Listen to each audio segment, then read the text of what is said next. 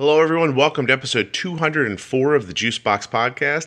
Today I speak with Rachael. She's the mother of a child who's done 2 artificial pancreas trials, one with Medtronic and the other with Bionics. So you're going to get to hear about what it's like to be in the trial, what it's like to use the devices, and what she thought of the experiences. This episode of the Juicebox Podcast is sponsored by Dexcom, Omnipod, Dancing for Diabetes, and Realgood Foods. I'll tell you more about the sponsors during the show, but you can always go to dexcom.com/juicebox, myomnipod.com/juicebox, dancing4diabetes.com, or go to realgoodfoods.com, and when you use the code JUICEBOX, save 10% on your entire order.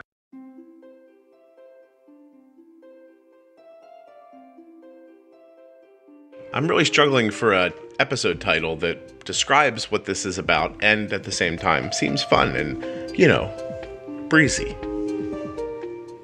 I've never thought of anything as being breezy before in my entire life. I have no idea why I just said that. Please remember that nothing you hear on the Juicebox Podcast should be considered advice, medical or otherwise, and always consult a physician before making changes to your medical plan. Hey, if you're in the Phoenix area on February 23rd, I'll be speaking at the Type 1 Nation event for the JDRF. We're going to be doing a live episode of the Juicebox Podcast, and I'll be doing a little Q&A later in the day. I'll be there all day long. Come find me.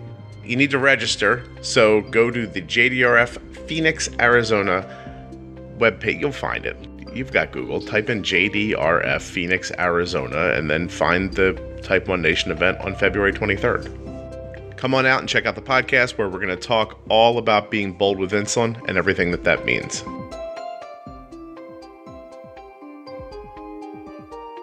Hi, my name is Rachael, and my husband TD and I live in Florida. We have 3 boys, and our youngest, Jasper, is our type 1 kid. Okay, and Jasper was diagnosed at how old?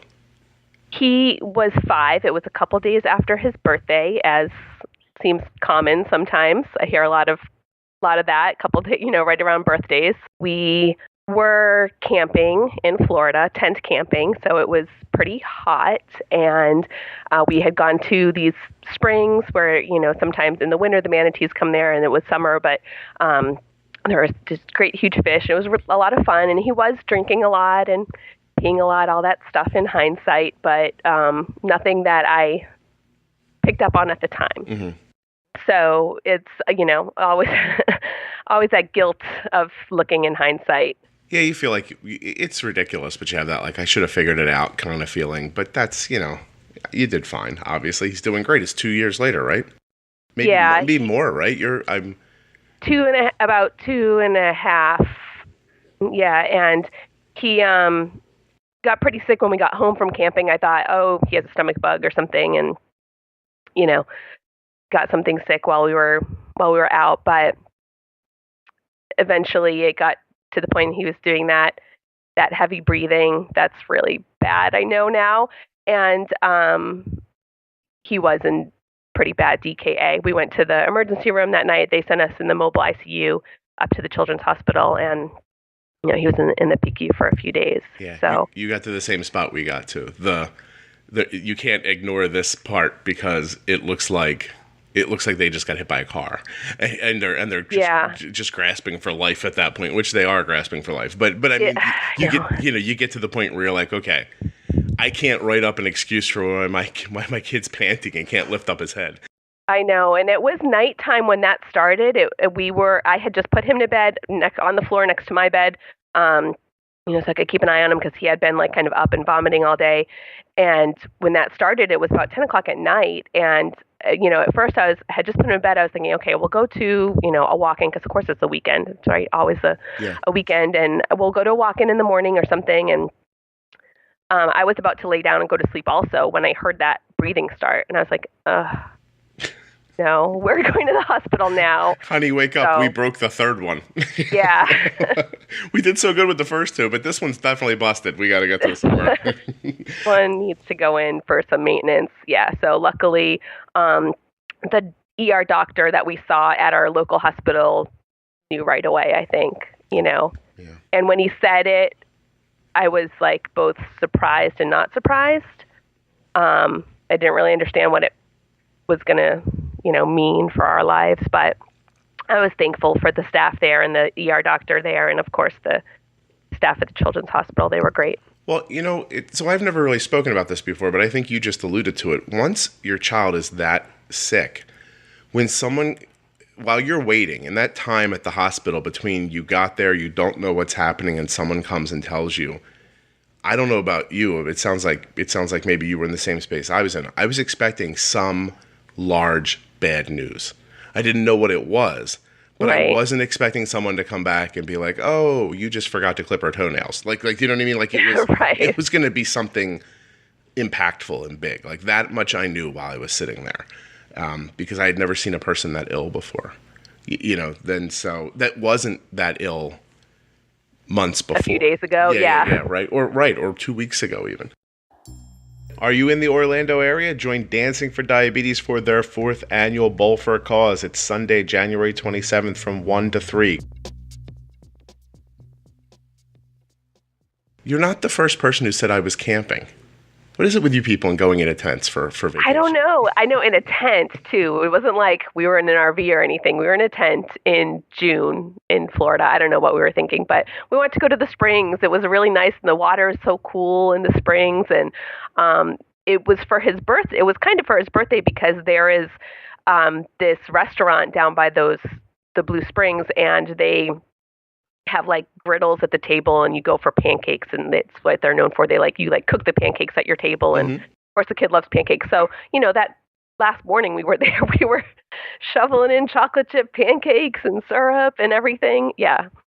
Can I ask you something? Because it sounds like a place you really wanted to go to vacation. And I had this experience where we were on vacation when Arden was diagnosed. And many years later, we were on a family vacation. So it wasn't just us, the 4 of us, it was extended family. And extended family is like, we want to go back there. We had such a good time. And I'm like, I never want to go back there again in my life. But I went, and I was terribly sad the whole time I was there. Like the second time I went back, I kind of could not enjoy whatever anyone else saw that was good about that place. Have you ever gone back or thought about going back? We have not gone back. I mean, I think I could by now, but I'm not. Yeah, it's not really at the top of my list. Yeah, right. And it's funny too because when we did that, so Arden was diagnosed in 2006. There was no good technology back then. So when we went back, we were still struggling with diabetes. It's not like I was like the guy I am now. Like maybe that guy could go back there for vacation, but back then it's not like we were doing great or anything like that. I don't know. Everything about the place seemed like a reminder that Arden had diabetes. We're going to jump a little faster. Like usually people are pretty accustomed to me continuing the conversation in a very just, natural way. But you're on for something specific, and I don't want to give away too much time. So okay. I guess to ask, I'll just start like this. A couple years ago, he's diagnosed. When you leave the hospital, what do they give you to start with your management? So in the hospital, we were doing shots like with syringes. Mm-hmm. But when we left the hospital, they gave us pens, and that was actually really good because he hated the syringes. He pitched a fit every time. And the part that really broke my heart was when he had it, he was thinking that when we got out of the hospital, it was going to mean that he was better. Yeah. Right. And we didn't have to take that stuff home with us. Luckily he adapted to the pens much more easily and did not have a problem with that. And then, I had gone back to work and was talking to some of my coworkers, and one of my coworkers said, "Oh, I have to put you in touch with my friend. Her husband and their 2 kids are all type 1, and you need to talk to her." So I did. I talked to her, and she said, "My biggest piece of advice for you is get a Dexcom and Omnipod as soon as you can." Okay. So you guys did it on your own. You ventured out and we we were still going back to the CDEs for training and stuff at that point. And so we brought it up to them. I said, okay, I want a Dexcom. Like, when can we get it? And we got it within about a month. They didn't give us, any pushback on that. Okay. The pump, they made us wait the 6 months because of insurance, those really logical rules. So it was, maybe 6, by the time he actually was on it, about maybe 7 or 8 months later. We said something interesting, right? That I mean, I never considered before. I don't know why I hadn't, but you said it so matter-of-factly. I was like, yeah, how come that's never popped in my head? For a kid, I'm in the hospital. I'm getting special hospital treatments. Those hospital treatments aren't going to come home with me. Like, this is something we do at the sick place. That's so interesting. And I'm assuming that the syringes just look very medical and menacing, where the pens are a little more friendly looking, I guess, for the lack of a better word, right? And yeah, I can't imagine the poke is all that different. Right. So I think it is kind of a mental thing. And he was always pretty fine with getting shots with the pen. It's so funny. Maybe if you would have started him with the pens in the hospital and switched him to the syringes, maybe he would have just been happy to switch to anything that wasn't that first pen. That wasn't associated with the hospital, maybe. Yeah, it's so interesting. Anyway, okay. So, but in this like short amount of time, you guys have been Omnipod and Dexcom users. Jasper's been on a couple of clinical trials for different closed loop systems. So my first question is, how did you become a person who could be involved in the clinical trial? Did you just apply? How does that work? At the end of this ad, I'm going to tell you how to save $100,000. I'm incredibly happy to have Realgood Foods as a new sponsor on the podcast. Did you know that all of their foods are low carb, grain-free, gluten-free, keto-friendly, and diabetic-friendly? And that most of their items have as low as 3 to 4 grams of carbs per serving. They have chicken crust pizza, enchiladas, cauliflower, how do you say that? Cauliflower, I guess, right? Crust pizza, snack bite pizzas, and poppers. The poppers are made, they're like jalapeno poppers with chicken nugget. It's a chicken nugget jalapeno popper extravaganza, 3 carbs per serving. My mom loves the cauliflower. The cauliflower? Dear Lord, this is embarrassing. Cauliflower pizza. And my wife loves the enchiladas. You got to go to realgoodfoods.com to find out more and to place your order. Now, when you do, and you use the code Juicebox, you save 10% on your order. 10% is a lot. That's how you can save $100,000. All you have to do is order $1 million worth of cauliflower crust pizza. I said it. And use the code. And when you do, you'll save $100,000. Buy $1 million worth of pizza, save $100,000 with coupon code Juicebox. Realgoodfoods.com. They have great food. Some of it I can't say, but all of it you can get 10% off on. Now, if you don't have $1 million and you spend like $100, then you save $10. I mean, 10%. It's a sliding scale situation. Back to the show. Cauliflower. You know what the problem is? I know a guy that says cauliflower and it messes me up, but I can say cauliflower. Yeah, I just started asking because for me, and I know this is something I've heard you talk about, like you're looking for that sense of control, right? There's so much about diabetes that's not in your control. It's that you can't fix it or make it go away for your kid 100%. So you want to control something. And so for me, that was just like educating myself and learning about the technology and learning about what was out there and the research and everything. So I started reading, I started listening to podcasts, I started, getting on a few, Facebook groups. And through there, I learned about like the Friends for Life conference, and we've been to that twice now. And I, just really researching kind of the big companies and following them, like Bigfoot and Beta Bionics, and learning more about like Night Scout and how that all of that works. It helps me feel like I'm doing something, because I just really want to do something. Once you kind of like, okay, this is my new normal, and you're adjusted to it, then you feel like, well, now what do I do? Like, can I quit my job and go work for JDRF? Like, can I, what can I do? How do I help? Yeah, how do I help? What do I do? So I learned about, some of the closed loop systems, hybrid closed loop, and the different companies that are out there. And I started talking to, when we went to our regular endo appointment, I talked to the nurse practitioner and I said, hey, this is something we're interested in. Like, who's your research person here? Who can I talk to and find out what trials, our hospital is going to participate in and everything. Mm-hmm. So they gave me the contact, the name, and they also said, we'll give them your name as well. And I called. Like the next day I went and called this, and I said, hey, this is, my kid is, I think he was 6 at the time, and he's on a pump, and this, what's going on? We want to be involved. So, I just let them know that we were up for it, basically. So you were basically like, look, any cool research you're doing, let me know about it because we might be interested in being involved in it. And your hospital that's reasonably local to you, I imagine, is one of the hospitals who helps with this research. Right. I see. Okay. So that makes more sense because it is one of those things that no one, like everyone talks about, but even like you heard a couple weeks ago, Omnipod was on, and one of the questions from people was, how do I get involved in trials for your closed loop? And they were like, well, you got to go to clinicaltrials.gov or whatever the link is. And they don't even 100% know how to get in, like how you get involved in it. So it is someone else.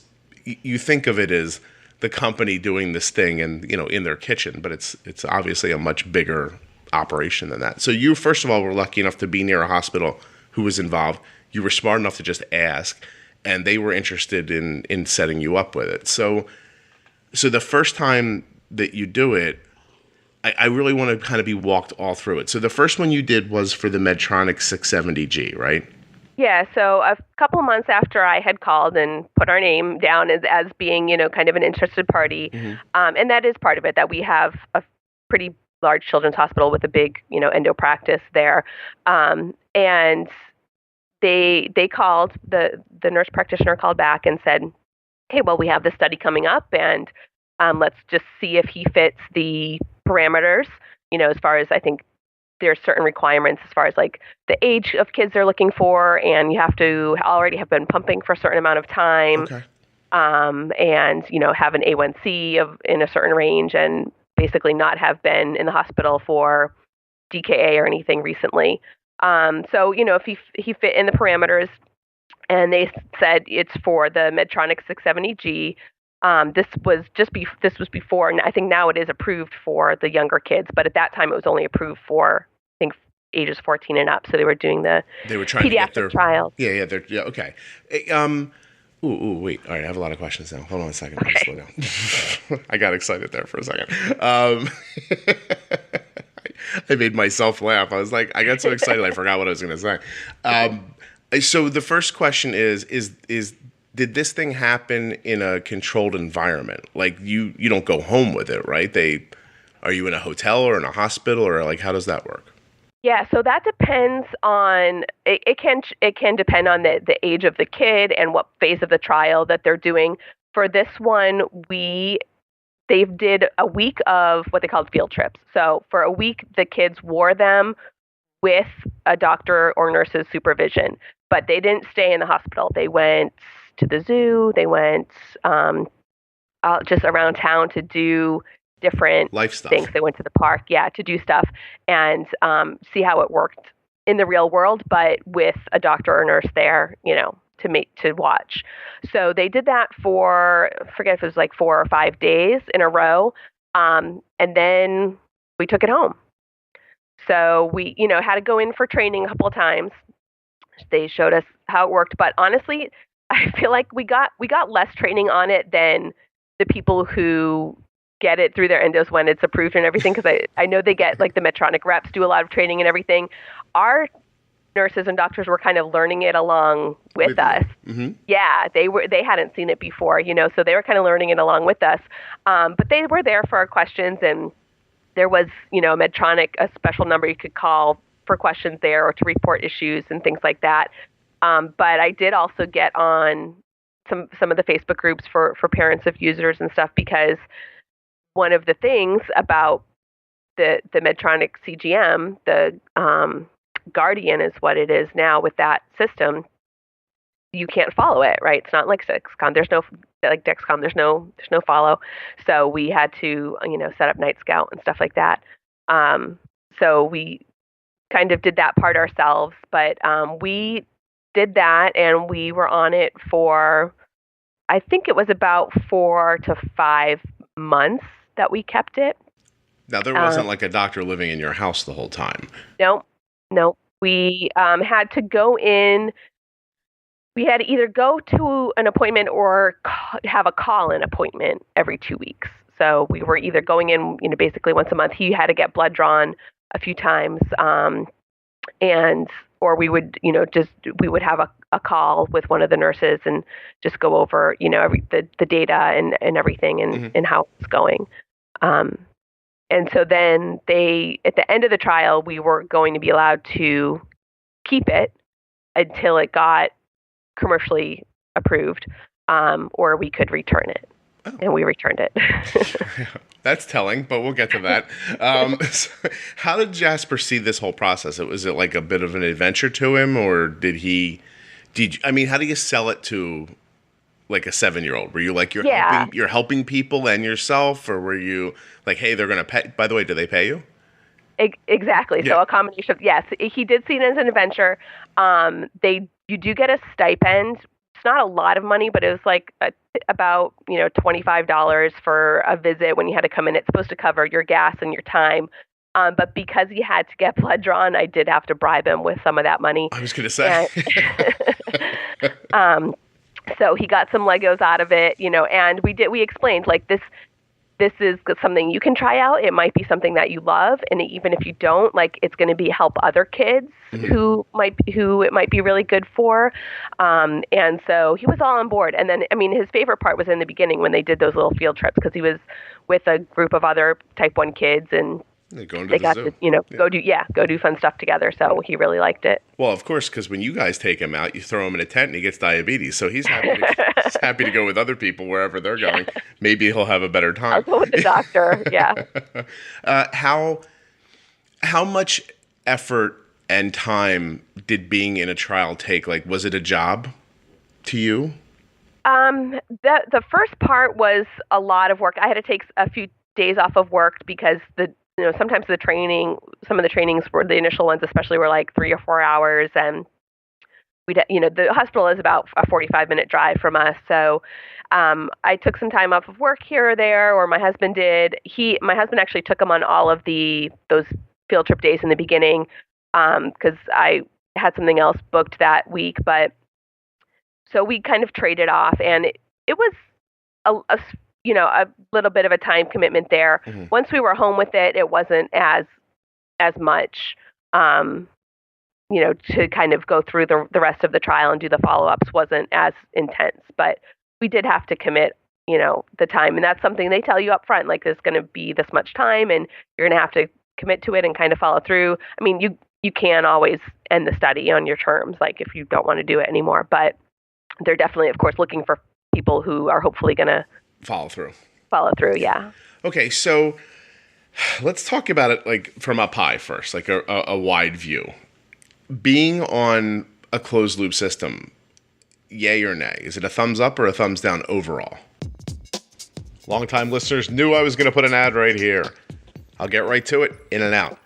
Omnipod, the only tubeless insulin pump in the world. Arden has been using it since she was 4 years old. She is 14, about to turn 15. We love it. We have amazing success with it. It is tubeless, so you can swim or shower without losing access to your insulin. Do you play a sport? Does your kids play a sport? Do you just not like having something tethered to you? Omnipod's the way to go. It is small and convenient and self-contained. You use your personal diabetes manager to give yourself insulin. It is not connected to you. It is wireless. Nothing hanging from you anywhere. Not on your belt, not in your bra. No tubes running through your shirt and down your pants and wherever else tubing goes. Tubeless.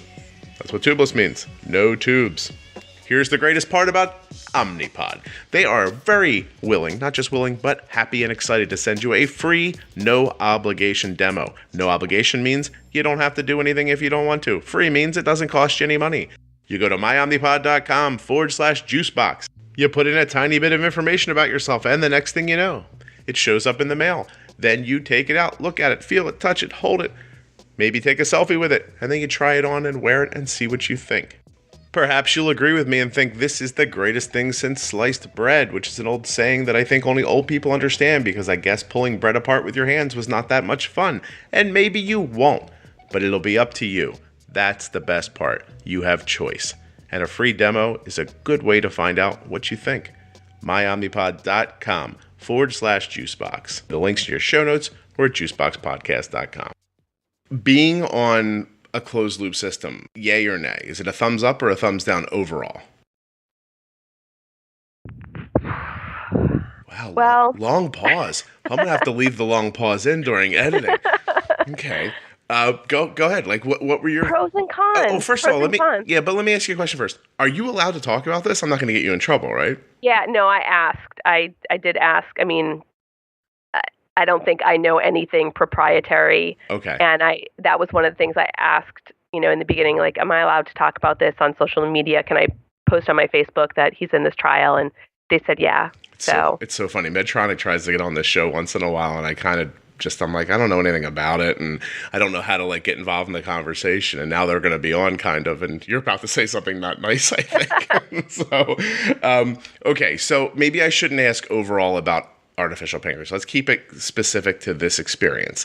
Okay. The Medtronic 670G. I have heard from people, I really love it, and I have heard from people who I think have been on other products that they're like, I don't know, it's not for me. And so you come from an experience of Omnipod and Dexcom. Do you think that tainted your experience with the 670G?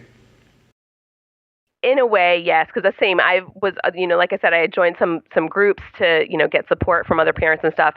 And there are people that just raved about it and loved it and everything. I did feel at the end it was not for us, partly because of, not having the ability to follow. We did set up Night Scout, but there's its own drawbacks to that.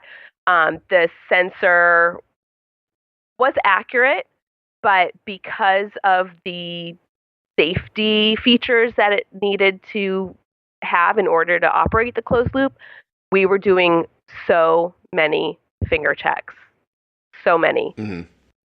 It wasn't at all like, no calibrations and things like that. It was at least 3 or 4 calibrations a day.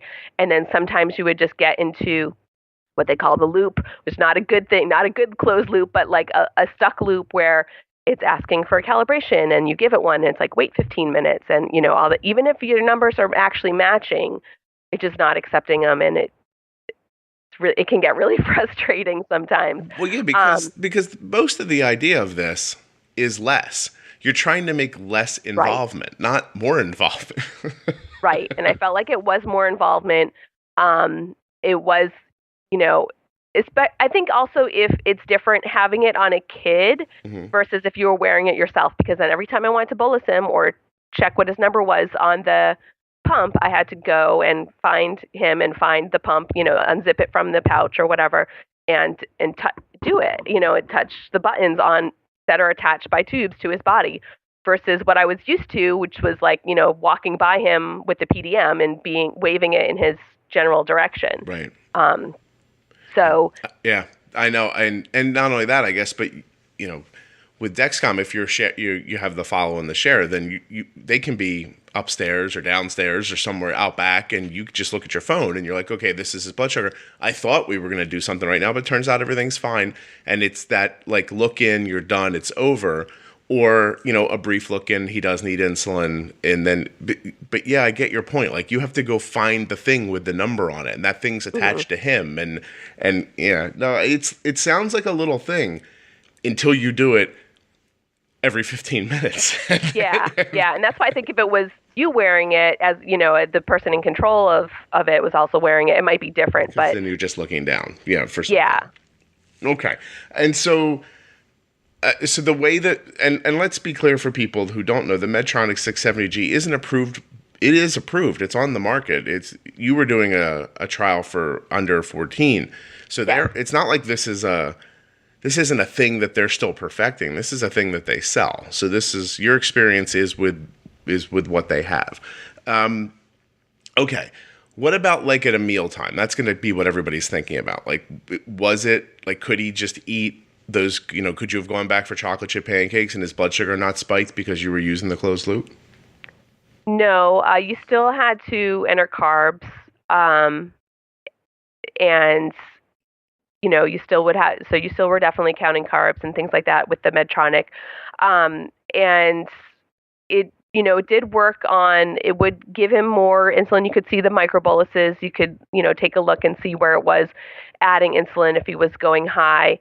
But it didn't always keep him from spiking. And one of the things that we've always struggled with in his care is he spikes at night. As soon as he falls asleep, you can see on his graph it just shoots up. Mm-hmm. So you can always pinpoint on his graph like what time he fell asleep.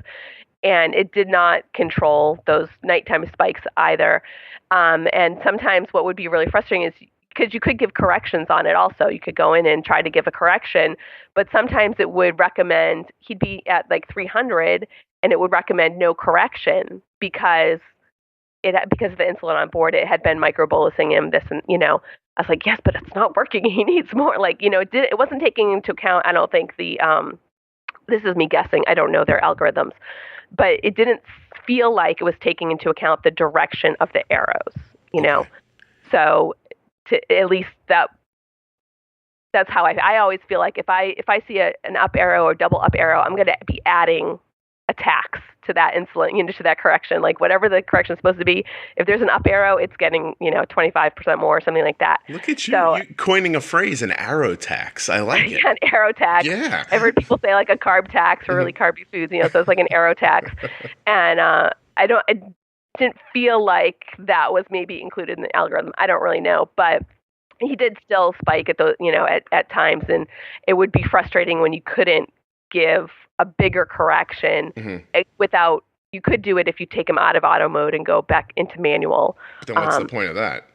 Right. Yeah. Then you're just wearing a pump. Because here's my thought. I'm sitting here thinking, well, auto mode's supposed to stop the 300 blood sugar, but it hasn't, so it didn't work. So now I'll take him out of auto mode. Now I'm back in the same game I was before, except now he's on a tube pump, and I can't see his CGM data remotely. So you felt like you went backwards, I guess, when it wasn't working. Yeah, I mean, I'm glad we did it. I'm glad we tried it because it was a good experience, and it was a chance for us to try a different pump that, to have that experience, and maybe we would have liked it. I know some of the families did keep it at the end of the trial. Yeah. So definitely worked for them, but and I'm glad we did it, but we did decide to give it back at the end of the trial. What was the target for when it was in the auto mode? What was it trying to get his blood sugar to? It didn't really. I don't remember if it told us, but it wasn't like something super low, like 100. It was probably like I think 140 is what they expected the average to be. I don't know if that's the target, but that's what they expected, like the average to be. Yeah, that's disappointing. It really is. If I think that in any of these systems, if they don't make the target user definable, for me, I don't really care then.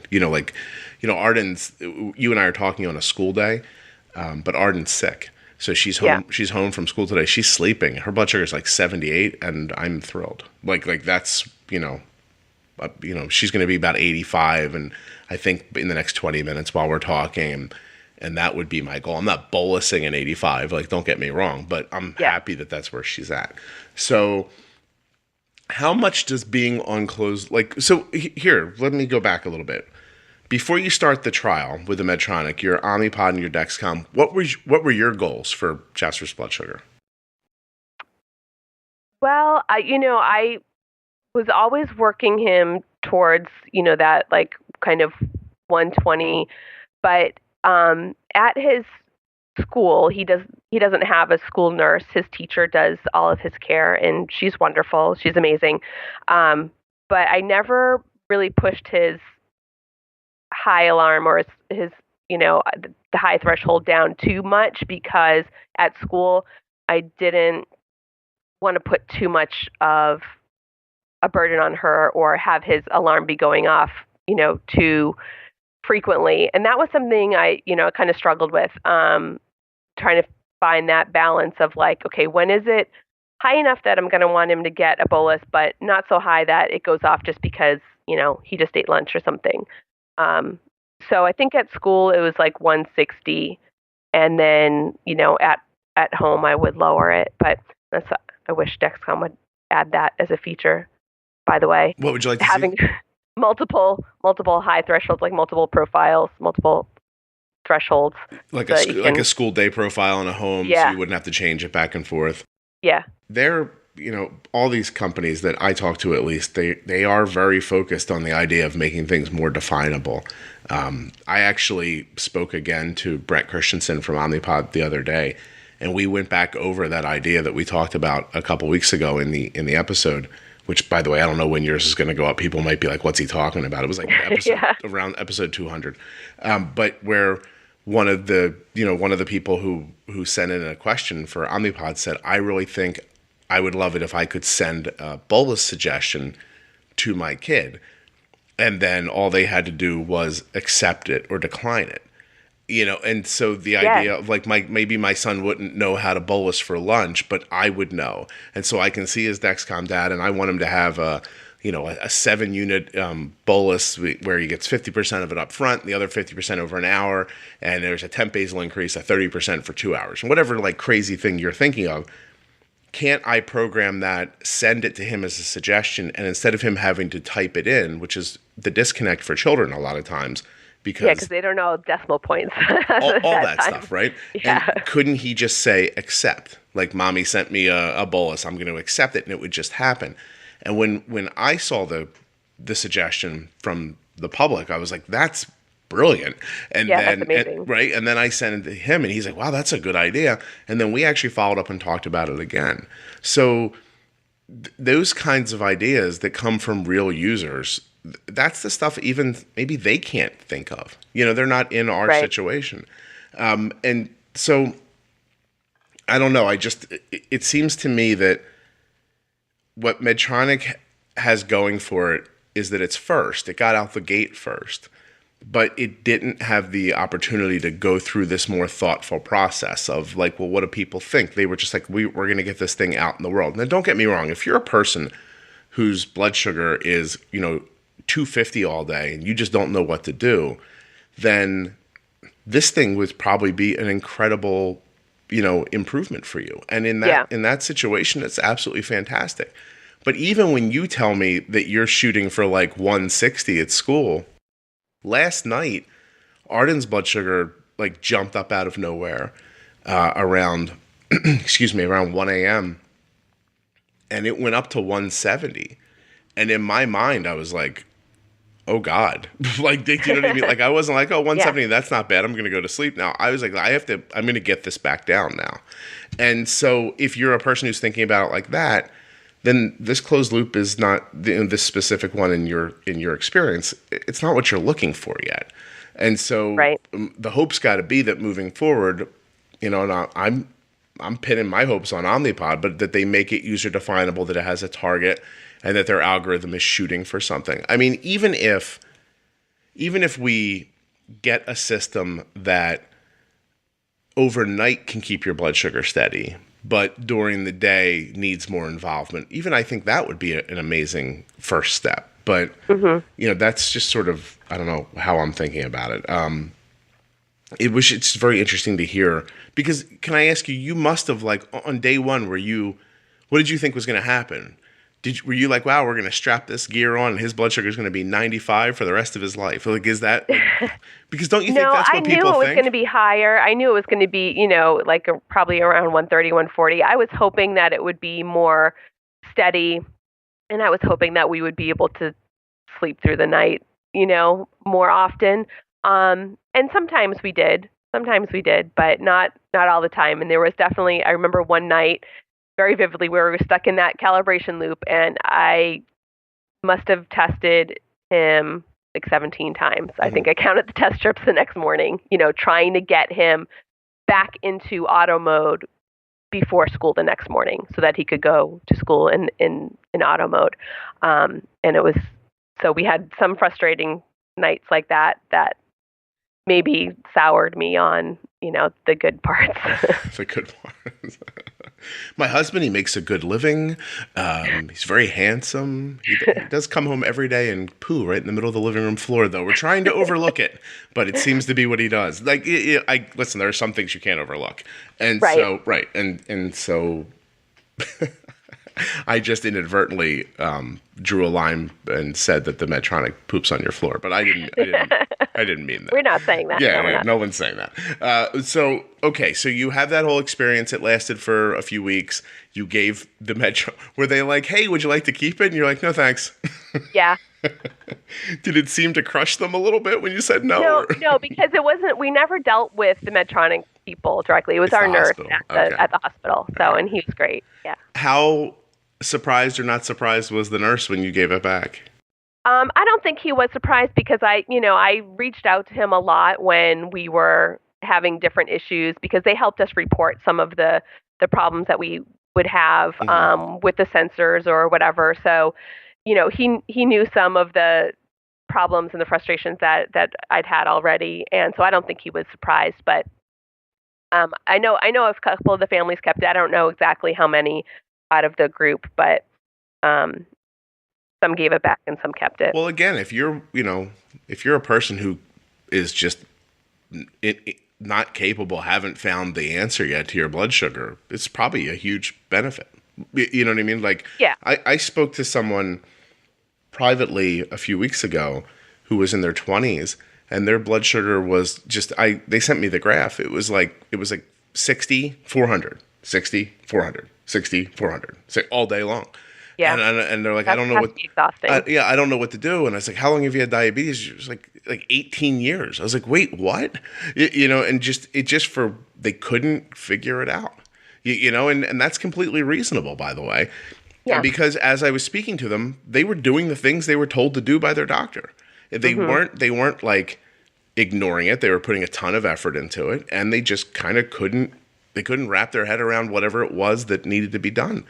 And I think I talked to them for 40 minutes on the phone, and the next day, never went under like 90 and didn't go over 140, and the next day had a bagel. So you do just need to understand what you're doing, but if you don't, and you don't find that information somewhere, this is a huge help for you. It's just not, it wouldn't be for me. And it doesn't sound like it was for you. Okay. So undaunted, Rachael, be a glutton for punishment, I'm going to go off and say. I'm just guessing because I really don't know this. The hospital called you again and said, hey, would you like to be in another trial? Is that what happened? Yeah. Well, right at actually, like while we were giving the Medtronic pump back, they offered us another study, which was actually a low carb study. And they wanted, they offered to get us information on that. And I looked at the information, but that one I decided not to do because at that time I was a little concerned about Jasper's weight. He hadn't gained weight the last couple of appointments. Mm-hmm. But I did talk to him about it. I said, hey, look, this is what you would have to do, and he, of course, he's like, yeah, I want to do it because he's thinking Lego money, right? Lady, there's a Lego set I need. I'm willing. Feel free to sell my hair. I said, okay, let's try it at home. We'll eat low carb for a couple of days and see, what you think. And I don't think he lasted the day. So, it was just going to be, I felt like it was going to be a lot of work on my part as well to switch everybody. I mean, I know some people love low carb and it works for them and that's great. We don't particularly focus on it as a family. And I would have been a big change. It would be a big change. And like I said, I was a little worried about his weight at that point. And I said, I don't really want to do that. But I said, keep us in mind. I knew Beta Bionics was coming up because I had introduced myself to Ed Damiano at one of the Friends for Life conferences. He was there to give us update and everything, and was talking to people on the floor. And I said, "Hi, I'm from Boston, so I'll use that as like my little intro." And Rachael, do I have to call this episode "Creepy Rachael"? I mean, yeah, like hi, I kind of worm my way in there and said, so when are you having clinical trials for the kids, and because yours can't be worse than the Medtronic, so. Right. Actually, this was the first Friends for Life so this was like 2 years ago, and I was before even the Medtronic trial, but okay. I knew that at some point they were going to have pediatric clinical trials for Beta Bionics at our hospital because he mentioned our hospital as one of the locations. So I told our nurse practitioner, no, we don't really want to do the low carb study, but keep us in mind for Beta Bionics. I thought it was still going to be maybe another year away. But 2 weeks later, one of the nurses approached us. We were at diabetes camp that the ADA puts on, and the nurses and the CDE team are usually there. And one of the nurses approached us and said, hey, somebody is going to come by at the end and talk about what trial coming up. Do you want to, can't tell you what trial it is, but, do you want the information? So I said, yeah, we'll be there.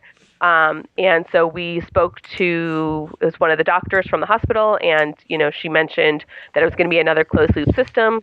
She didn't say the name, but I like, this had is a it. Feeling, yeah. Yeah. So we signed up for that. And that one was, so that was this past summer. Yeah, let me say, this was back in like June or July of 2018, and I'm actually proud of myself because I don't plan anything for this podcast, but we actually planned for you not to come on until after you were done with Beta Bionics. So I started talking to Rachael back in the summer. It's January now of 2019. And, she had this experience with Medtronic already, but we were like, let's hold off and let you get through this other experience and do this. So I hope everyone appreciates that it's like 7 months worth of effort went to bring you this information from Rachael. Hopefully the information about Beta Bionics will be better than the information about, get you a little more excited than the Medtronic one. But hey, I'm just saying, like I'm not always not planned out is what I'm trying to get at. You planned it. And although you did then email me and you're like, how come you're not scheduled until January? I forget. Well, okay. So good point. Let's tell them that. We planned it up front. And then once you set yourself into the schedule, I didn't remember why it was that far. Yeah. All right. So, but hey, credit for where credit is. I'm going to take half credit on this one. Okay. And so tell me a little bit about what Beta Bionics is. I know it's Ed. They're up in Boston. They've been working on it forever. It's had a couple of names over the years, I feel like. Was it iLet at one time? I am about to tell you a 100% true story about Dexcom from just last week. I received an email from a mother of a small child. She showed me the kid's graph. His blood sugars went from 60 to 400 and then back to 60, then up to 400. It was up and down and up and down. I looked at the graph. She and I spoke for a few minutes, made a couple of adjustments. 3 hours later, we had the kid's blood sugar under 200. 2 days later, his blood sugar never went below 70 or over 130. How did I do that? I don't live with them. I don't know them. I couldn't see the food they were eating. I was just looking at the data from this child's Dexcom G6 continuous glucose monitor. Imagine what you could do if you had that information for yourself or for your child. You could see, I put insulin in here, but it didn't react the way I expected it to. So I'm going to put it in a little sooner next time. Maybe I'll put it in a little later. Maybe I'll use a little more. Maybe I'll use a little less. That's what you can figure out with that data. You listen to the podcast. You understand the ideas. Now you have to have the information to make those decisions with. You go to dexcom.com/juicebox and get started today.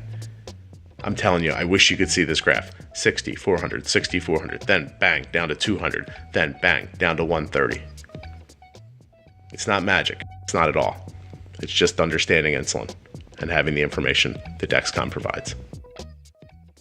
I don't think I can strongly enough recommend the Dexcom G6.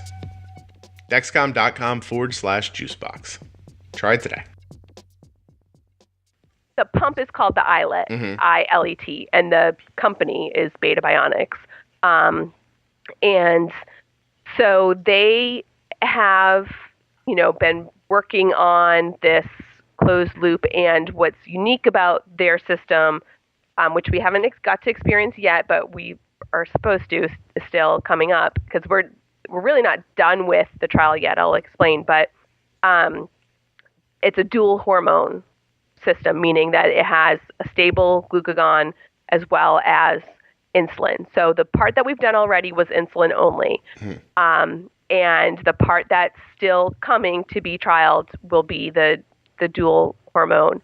And what we've done so far, so what we did back in July was only a 2-week trial. So it was sort of like that first week that I talked about with Medtronic, where we just did the field trips and we had a doctor there the whole time, we did something like that, but we did it for 2 weeks. 1 week where the kids were wearing the eyelet, and 1 week where they were wearing doing their regular care, whether that was a pump or MDI. Okay. And so they had a great time. This was a really fun group of kids. He made some good friends, and the families all, it was just like giant, big field trips. The nurses, everybody was fantastic.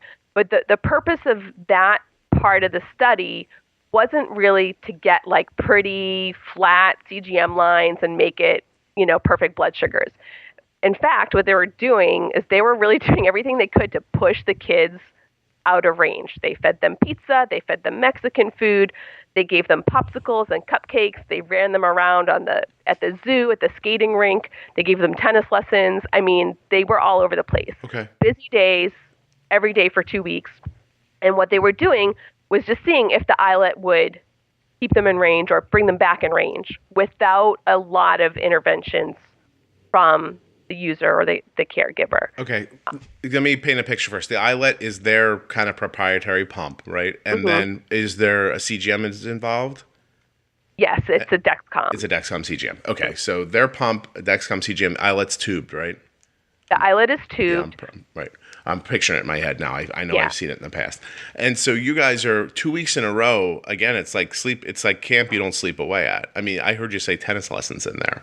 So okay, they've got you running around. They're trying to push the limits of what they've got set up. Did this work better than the Medtronic? I felt like it did. Yes. We didn't wear them. We did keep them on, overnight. And so once they had it, and then they were being followed remotely by the nurses and the doctors and the Beta Bionics team, all that Dexcom data was going, to them as well. And you'd get a phone call if the kids were out of range too much. So I felt like it did, because he still, I said before, he had those nighttime spikes that are the bane of our existence, and he still had them. But the eyelet would bring him back in range without any intervention from us. You can't correct on it. There's no correction feature.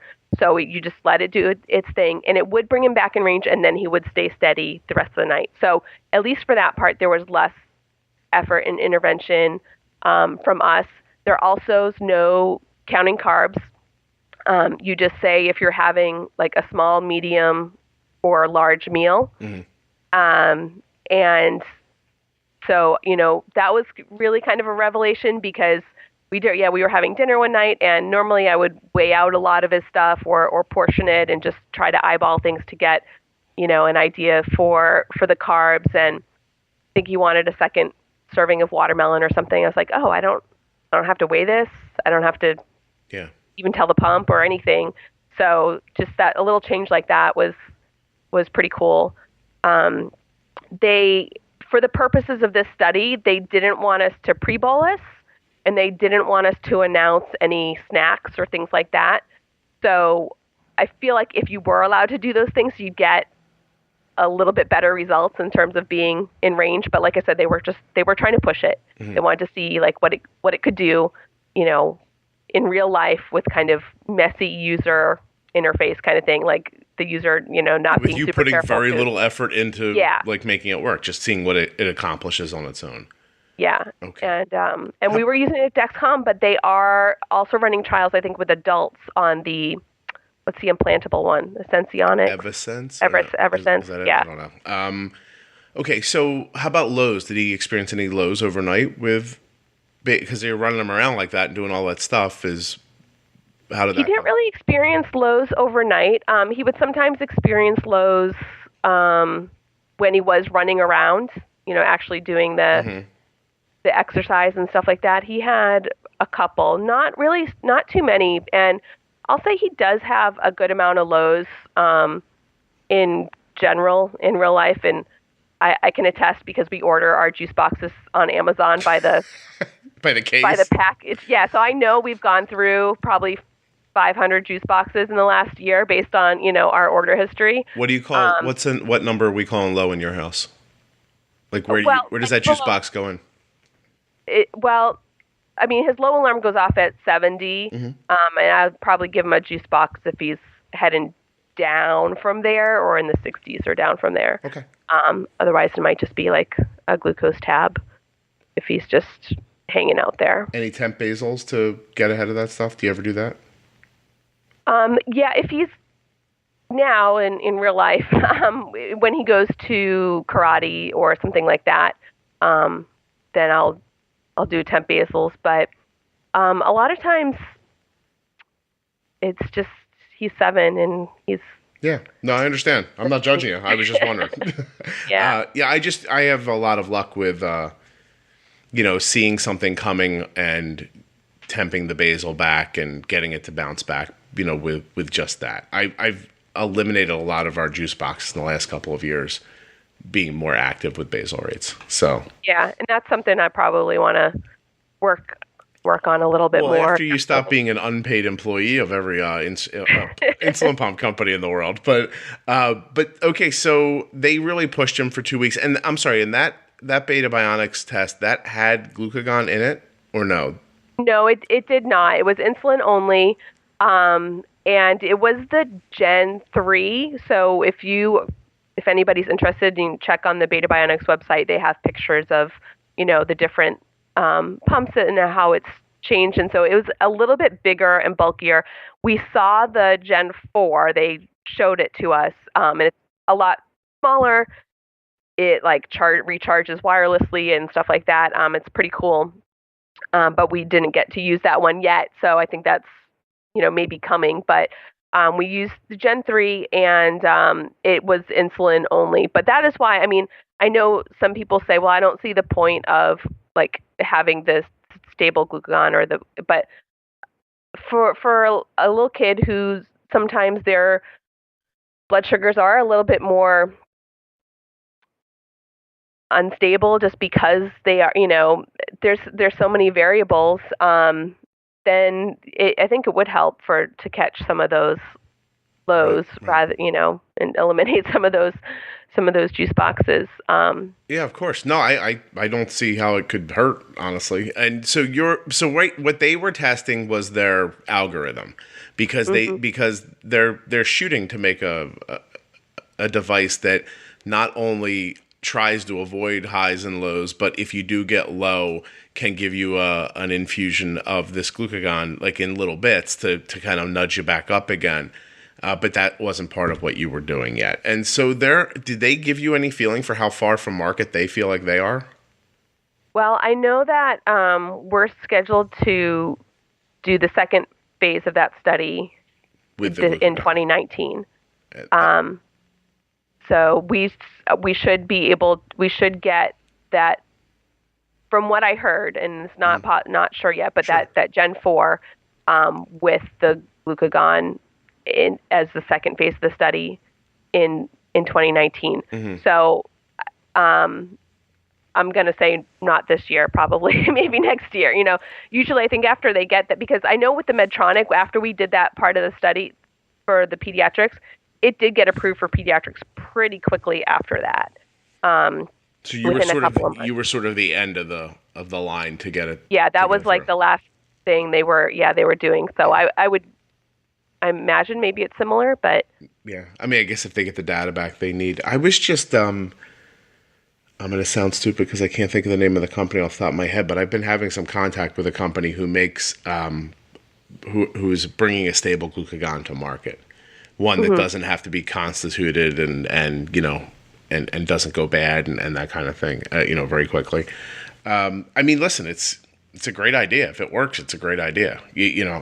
Absolutely. There's a time years ago where all talk of artificial pancreas was that it would make decisions about your blood sugar based on a CGM. But back then it was, one day when the CGMs work well enough, and it would have glucagon in it to bring you back up if you got low. Every conversation from every company included that idea. It wasn't until until they either decided the glucagon stability wasn't going to come to market quickly enough, or maybe they started having better luck with their algorithms and thought they could control the insulin better and stay away from lows like that. I don't know what it was exactly, but then a lot of them got away from it, moved forward. But Beta Bionics stayed the course with the idea of glucagon and an algorithm. So it's cool. Listen, options are fantastic. So, I let them all do their best and get it out there so we can give it a try. If the Beta Bionics one was available right now, as you saw it without the glucagon, would you use it over what you have?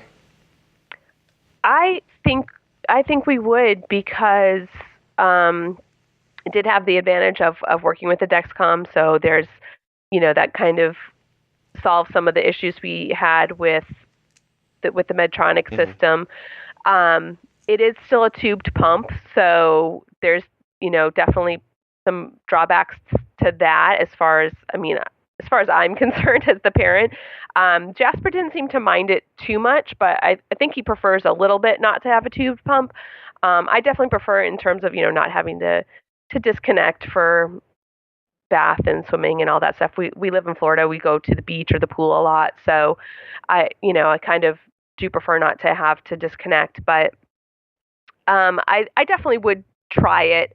And I think that the advantages of having that ability to let go of some of the things like the carb counting and just like having to remind him, like, wait, hold on, you can't eat yet. I need to bolus you for that and things like that. And some of those little everyday things that would maybe lift the burden would be worth it. And I know that's what they want too. So I would love it. And I'm looking forward to the next part of the trial when we get to try it again, as well as, the other things that are coming out. I'm just excited about the competition and the different options that are going to be out there.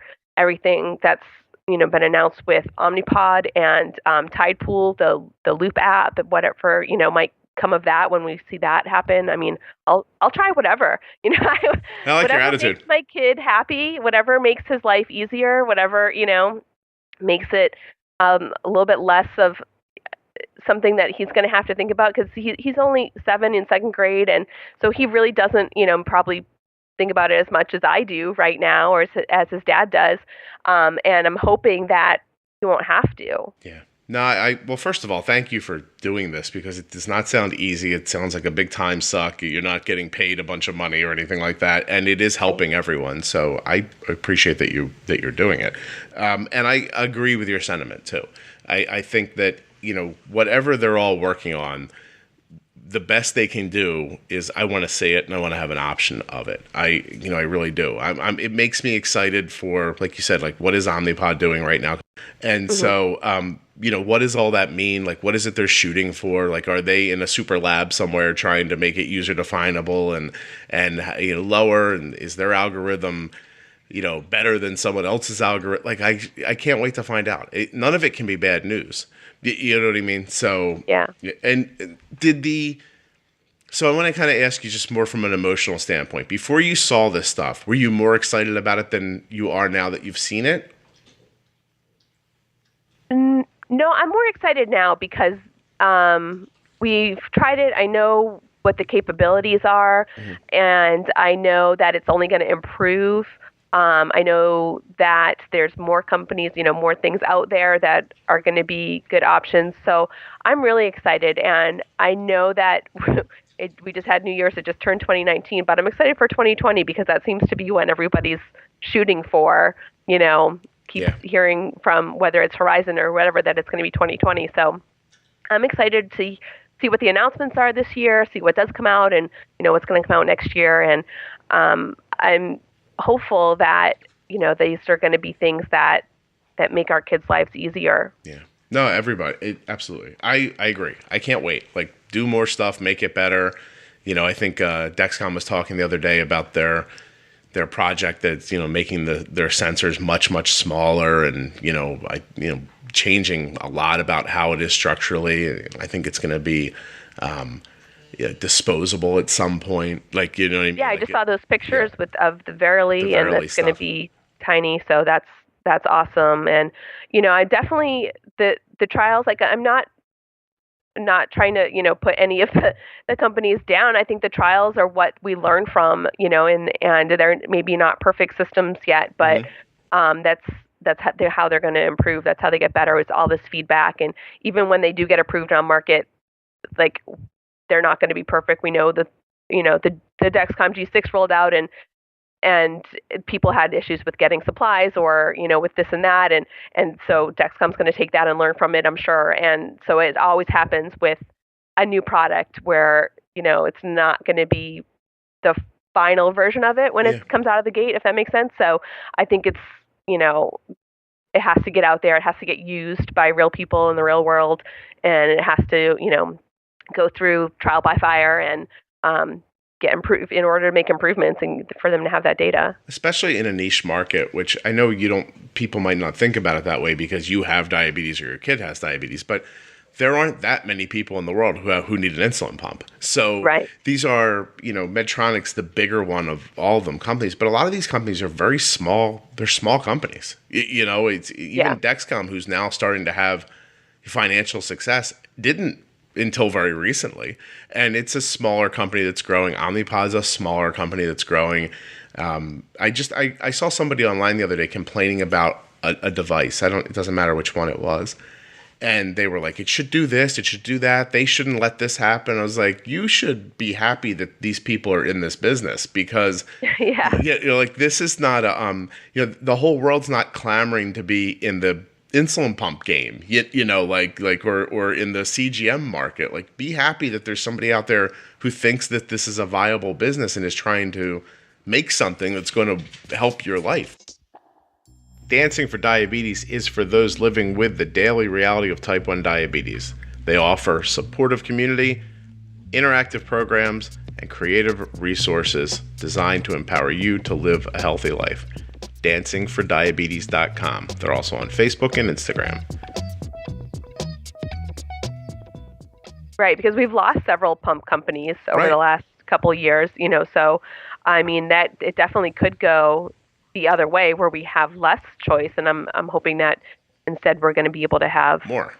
Right. Yeah, what you don't want is for these people who are just CEOs and business people trying to make a business, for them to just go, you know what, just use your insulin pen. Good luck. Yeah. I'm going to go make money selling something else because they're not selling televisions. Like everybody doesn't have 3 of them in their house. That's an easy business to make money with. Selling somebody a glucose monitor or an insulin pump, that's a different game. It's a niche market, and beyond it being a niche market, not even everyone in the niche market uses an insulin pump. So it's not like there's 3 million people with type 1 diabetes and I get to sell every one of them my product. It's, I don't know. I'm thrilled that there are people involved in it that are very much now seem focused on it. They seem like there are people in the company who have diabetes and that they have a personal stake in it.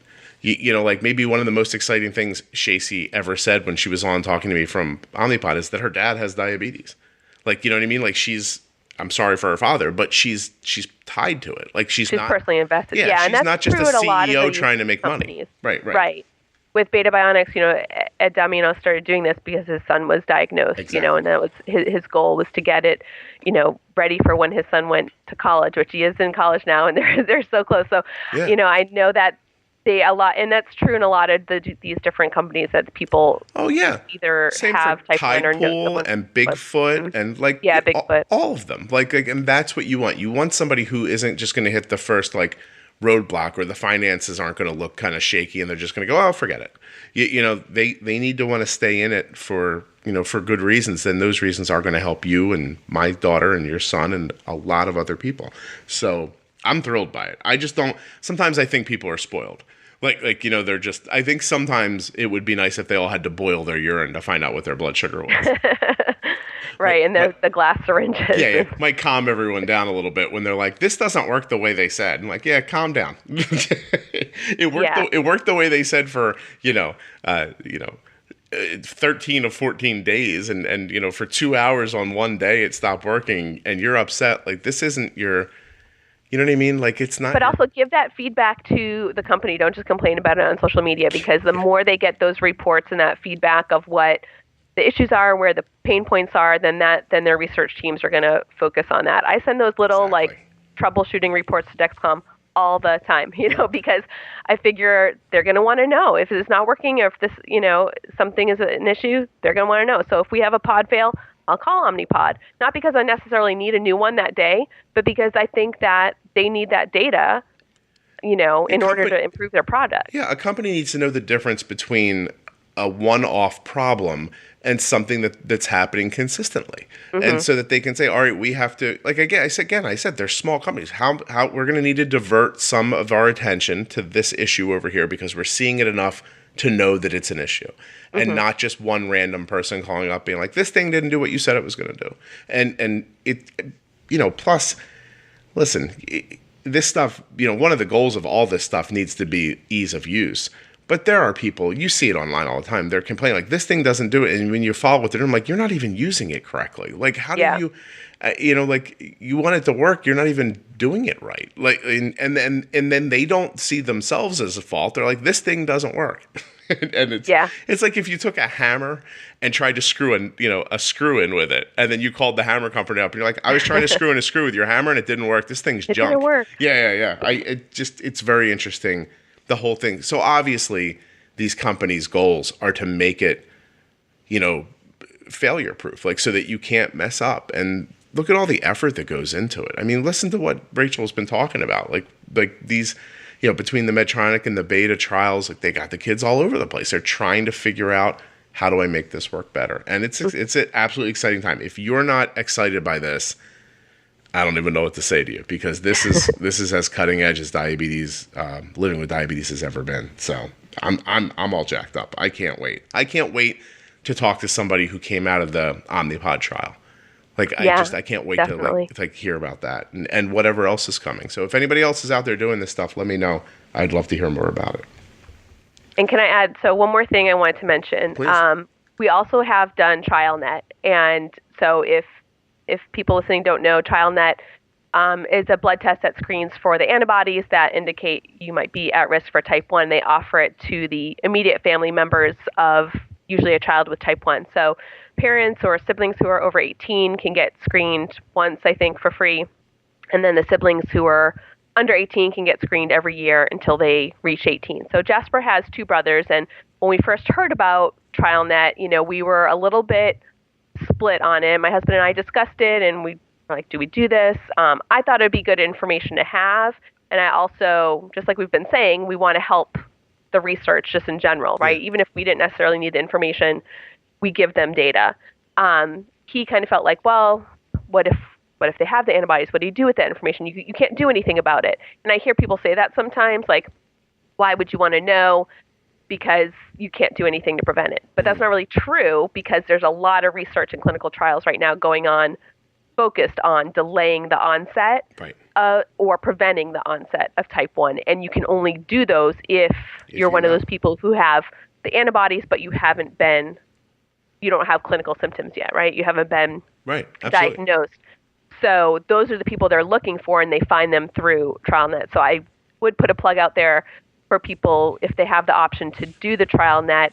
I know right now they're doing one with this drug that they actually do use for other autoimmune diseases already. I think it's used like for lupus and rheumatoid arthritis, and they're seeing if it can prevent or delay the disease progression. So there is something you can do if you get results back that you or your kid has the antibodies. And that's really the only way they can find those people who are newly or not even diagnosed yet, is through that screening and testing. So yeah, I'm trying to look real quickly. TrialNet has been on the show. And I'm trying to figure out real quick what episode 2. I have so many episodes. They were on episode 52. And Dr. Greenbaum, who runs TrialNet, was on to talk about, all the benefits of it. My son has done it. It is really, I mean, there's that argument in there, right? The one you just voiced, like, would I rather not know it's coming or know it's coming? But like you said, now they think that they can either slow or stop the onset of diabetes. If that's what they're working towards, if you have 3 kids and one of them's got genetic markers that says they're going to have type 1 one day, I mean, I'd want to know and get involved and try to stop it. So look at you. You really are a good person, Rachael. How is that? And you don't have much of a Florida accent at all. No, like I said, I'm from Boston, but I've been in Florida about 20 years now. So I heard it once or twice, but it wasn't Yeah. overwhelming. That was very nice. Good for you. I would love to come down there sometime. And you were talking about friends for life. My kids played so much baseball and softball in the summer that I never could get down there. But I think my life is opening up a little bit where it might allow me to do things during the summer. So yeah, you should come. It's really fun. Even my non-type 1 kids enjoy it. After we went the first time, they were like, "Are we going to go back next year?" Because it's at Disney too. I mean, that's a bonus. So yeah, I mean, listen, these kids are used to being stuffed in a tent, so anything really you do indoors is probably exciting. No. My husband and I both used to work for Disney, so they used to go all the time, and so they definitely, they're not sheltered from that, but they really had a good time. And anybody who doesn't know can check out the Children with Diabetes website or just look for Friends for Life Orlando and get some information. It's a good time. Very cool. Hey, so can I ask you before you go, what did you used to do for Disney? I was a zookeeper, an animal keeper at the Disney Animal Kingdom Lodge. No kidding. Yeah, so I took care of our giraffe and all our stock and birds over there. That's cool. What like did you do in your life that made you, I don't know, the right person to take care of a giraffe? Did you just I studied biology and wildlife management, and when I moved down to Florida to work for Disney, I actually wanted to work in their stables. They have the horses there that are in the parades and different things like that.